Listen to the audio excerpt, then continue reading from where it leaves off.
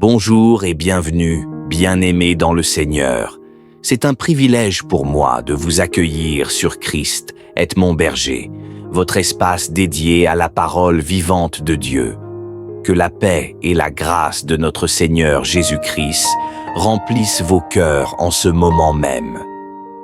Aujourd'hui, nous abordons un autre thème qui touche à l'essence même de notre relation avec nos frères et sœurs. Comment gérer la mauvaise compagnie au sein d'une famille? Vous êtes-vous déjà demandé pourquoi la relation au sein d'une famille est si importante dans notre marche chrétienne? Pourquoi Dieu insiste sur la mise en garde de ne pas nous tromper que les mauvaises compagnies corrompent les bonnes mœurs? Ensemble, nous allons explorer des vérités puissantes et des exemples tirés de la Bible qui révéleront comment les mauvaises compagnies peuvent transformer nos vies. Avant de nous plonger dans l'enseignement, je vous encourage à liker cette vidéo, à vous abonner à notre chaîne et partager ce contenu avec vos proches. Soyez les messagers de cette parole de vie afin qu'elle touche le maximum de cœurs.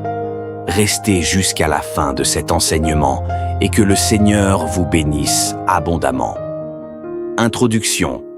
La force des relations et le pouvoir des influences façonnent nos vies plus profondément que nous ne le réalisons. Chaque jour, nous sommes entourés de personnes dont les idées, les comportements et les paroles peuvent nous encourager ou nous détourner de nos objectifs et convictions. Ces connexions, bien qu'elles puissent être bénéfiques, comportent aussi des risques. En effet, la Bible nous met en garde contre les mauvaises compagnies, ces influences capables de corrompre même les âmes les plus résilientes. Il est essentiel de comprendre que les mauvaises compagnies ne sont pas toujours évidentes. Parfois, elles se déguisent sous les traits d'une amitié apparemment innocente ou d'un conseil bien intentionné, mais qui, subtilement, érode nos principes. À travers les récits bibliques tels que celui du roi Roboam ou les avertissements des proverbes, la parole de Dieu illustre la gravité de telles fréquentations. Alors, face à cette réalité, comment reconnaître et gérer les mauvaises compagnies dans nos vies? Plus encore, comment éviter que leur influence ne nous éloigne de la vérité et de la lumière divine?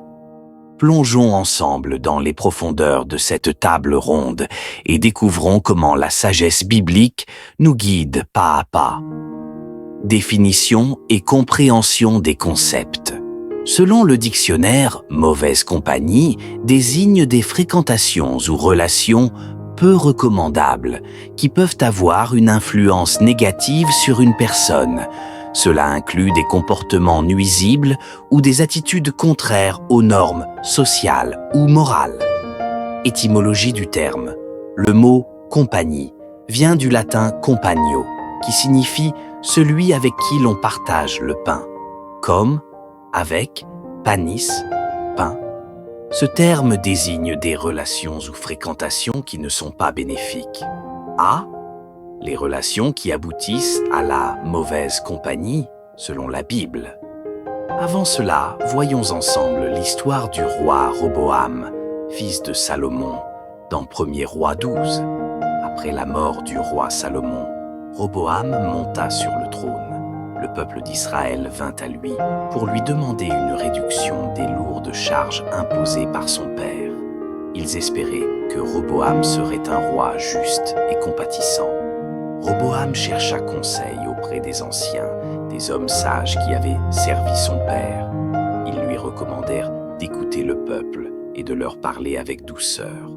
Leurs conseils étaient basés sur la sagesse et la compréhension des responsabilités d'un roi.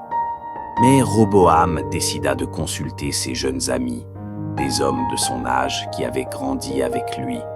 Ses compagnons, manquant de sagesse et de maturité, lui conseillèrent de répondre au peuple avec dureté et arrogance. Ils lui suggérèrent de dire « Mon père vous a chargé d'un joug pensant, mais moi, je rendrai encore plus lourd. Mon père vous a châtié avec des fouets, mais moi, je vous châtierai avec des scorpions. » Roboam suivit ce mauvais conseil, rejetant la sagesse des anciens. Son attitude dure provoqua la révolte des Israélites. 10 tribus se séparèrent du royaume et formèrent Israël, laissant Roboam avec seulement 2 tribus, Juda et Benjamin. La suite, nous la connaissons. Plus loin dans nos vies quotidiennes, nous rencontrons souvent de cas où les parents demandent et instaurent l'ordre à leur progéniture de ne pas marcher avec telle ou telle autre personne à cause de son comportement. Il y a également un fameux dicton qui dit « Dis-moi avec qui tu marches et je te dirai qui tu es ». Observons ensemble ces relations. 1. Les relations qui corrompent. Dans 1 Corinthiens 15, 33, il est écrit « Les mauvaises compagnies corrompent les bonnes mœurs ». Ce passage met en garde contre les influences qui peuvent altérer la moralité ou éloigner des principes de justice. 2. Les relations avec ceux qui rejettent Dieu.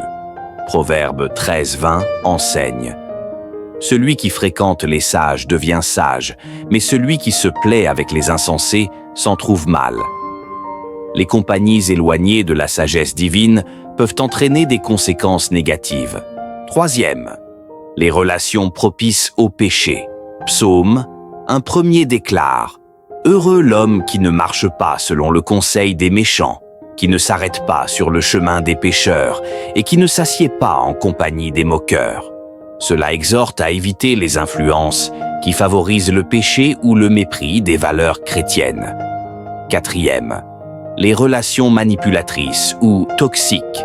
Proverbe 6, 16, 19 décrit des attitudes à éviter, telles que la calomnie, le mensonge ou la division.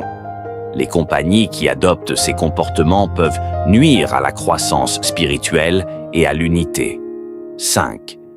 Le danger de la compromission.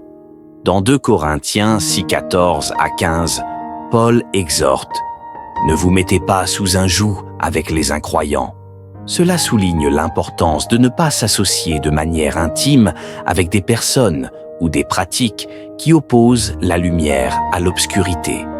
B. Attitude à adopter pour la gestion d'un membre de la famille qui constitue une mauvaise compagnie. 1. Manifester l'amour inconditionnel. Un membre de la famille mérite une attention particulière, comme dans 1 Corinthiens 13, 7. L'amour excuse tout, croit tout, espère tout, supporte tout. Tu peux continuer à aimer et à encourager positivement, même si la situation est difficile. 2. Pratiquer une communication honnête. En famille, il est crucial de parler ouvertement mais avec respect.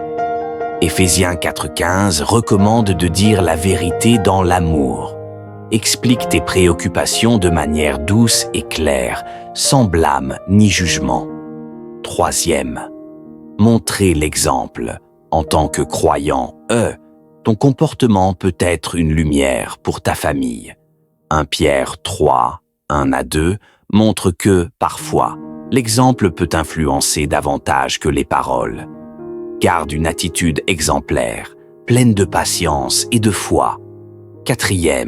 Prier. Fervemment pour cette personne. La prière est une arme puissante. Jacques 5,16 enseigne que la prière fervente du juste a une grande efficacité. Prie régulièrement pour la transformation de cette personne et pour la sagesse dans tes interactions avec elle. 5. Fixer des limites saines. Même en famille, des limites peuvent être nécessaires pour éviter que des comportements négatifs n'affectent l'ensemble. Proverbe 22, 24 à 25 encourage à éviter les influences nuisibles tout en maintenant l'amour et l'ouverture à la réconciliation. 6. Impliquer des autres membres de la famille. Parfois, l'unité familiale peut aider à gérer une personne difficile. Matthieu 18h16 suggère d'impliquer d'autres personnes pour faire comprendre l'importance d'un changement. 7. Être patient et persévérant. Les changements dans une famille prennent souvent du temps. Galates 6:9 exhorte « Ne nous lassons pas de faire le bien. Continue à œuvrer avec amour et foi, même si les résultats tardent à se manifester. 8. Faire confiance à Dieu pour la transformation.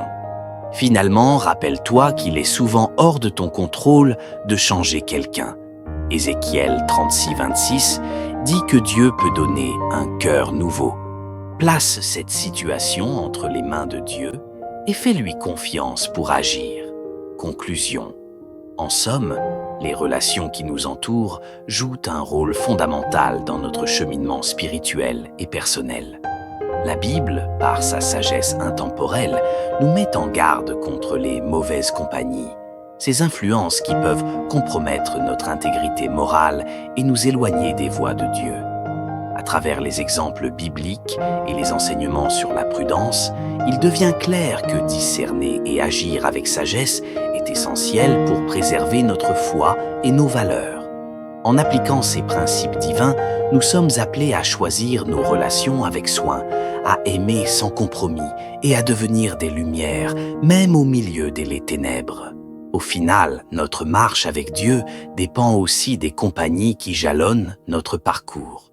Que Dieu vous bénisse abondamment. Shalom. Chers frères et sœurs en Christ, merci d'avoir regardé cette vidéo sur Christ est mon berger. Si le message vous a inspiré, n'hésitez pas à cliquer sur le bouton « J'aime » et à vous abonner si ce n'est pas encore fait pour ne rien manquer de nos prochaines méditations et enseignements. Activez également la cloche pour être averti de chaque nouvelle publication. Votre soutien est précieux. Partagez cette vidéo avec vos amis et votre famille afin que la lumière du Christ illumine encore plus de vies. Je vous invite également à laisser un commentaire pour me dire ce que vous souhaitez découvrir dans les vidéos à venir. Vos suggestions et vos idées font grandir notre communauté et enrichissent nos échanges. Ensemble, faisons de Christ est mon berger un lieu de partage authentique, de prière et d'inspiration. Merci de faire partie de cette belle aventure spirituelle.